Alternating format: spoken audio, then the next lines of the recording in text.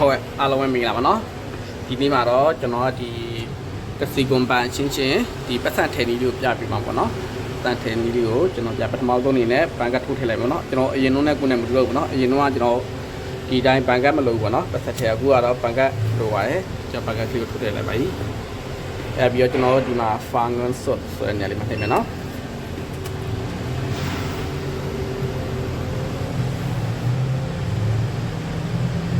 အဲပြီးတော့ကိုယ့်ရဲ့လှည့်ဝက်နံပါတ်အထည့်မယ်နော်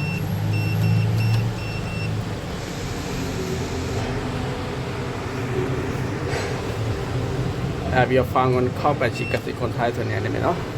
ဒါဒီနေပြီးမယ်နောက်တစ်ချက်ထပ်နေပြီးမယ်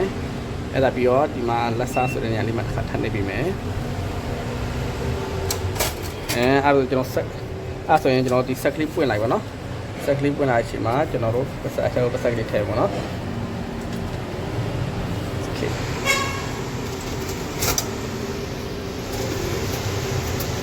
กรุณารอสักครู่กำลังตรวจ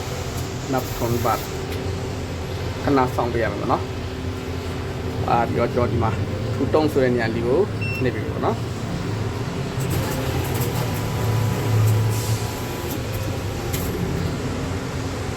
โอเคตาตัวเนาะจะนอรู้ของยังไงก่อนเนาะตามโยลีจะนอรู้เสร็จปีพลังก่อนเนาะโอเคอาเราจะดูดีไหมကျွန်တော်ရဲ့ YouTube channel လေးကိုလည်း subscribe ပါလေးနှိပ်ပြီးထားပါအောင်เนาะကျွန်တော်ဒီ Casco Bar နဲ့ Bar Software နဲ့ချိန်လေးတွေခုနှစ်ပတ်ဖြတ်သိမ်းပြီးကျွန်တော်ပြန်ပြီးတော့ထပ်မံပြီးတော့တင်ပြီးတော့ရပါเนาะ